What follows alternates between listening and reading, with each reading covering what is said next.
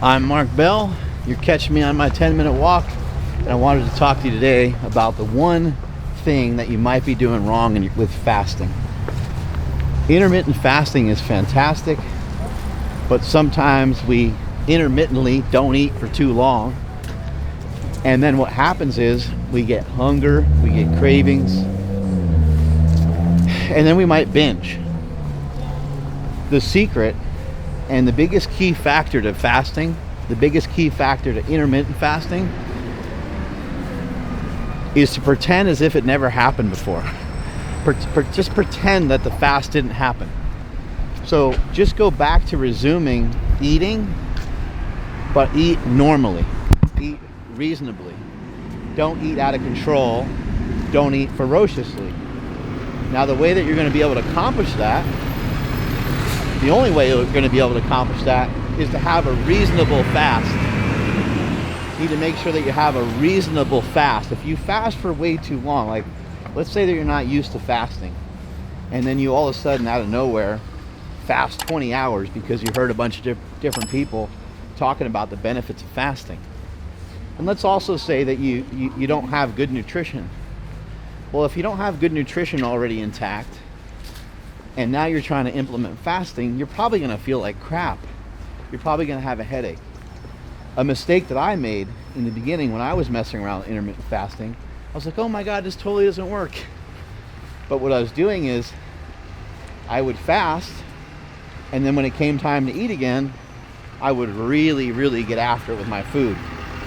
And then another thing that would happen that I wasn't being honest with myself about was 2 or 3 days later, after even just trying like a couple of 18-hour fasts, 2 or 3 days later, maybe like the weekend would roll around, and there I was, eating a bunch of shit that I shouldn't be eating.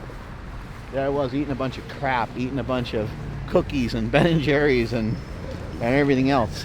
So in your effort to intermittent fast, in your effort to get to lean out and to start to understand how intermittent fasting is going to work for you, make sure that you're not falling victim to that mistake.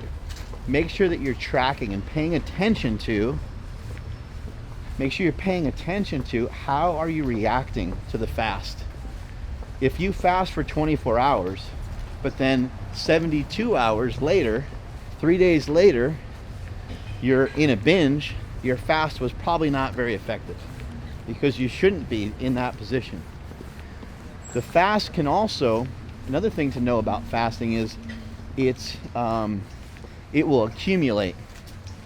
So if you fast every day for 16 hours, it'll start to accumulate to a point where you are going to start to be ferociously hungry. You're going to be agitated, you're going to be frustrated, and it'll be hard to sustain. Then what will happen from there is you'll end up with kind of a slight eating disorder, because you're going to be like nervous to even eat breakfast or nervous to even eat lunch, and that's a shit place to be in. So be very cautious. Intermittent fasting is great. I still utilize it. I utilize it all the time. I promote it all the time.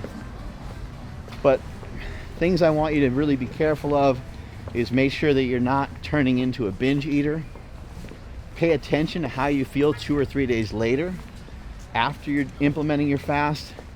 And as I've mentioned before, a great way to implement some intermittent fasting is to have short fasts that are about 12 to 14 hours and do them about every other day. That's going to be a great way for you to start your fast. That's one of the key factors, one of the key things you need to avoid with intermittent fasting. Strength is never weakness, weakness is never strength. Catch y'all later.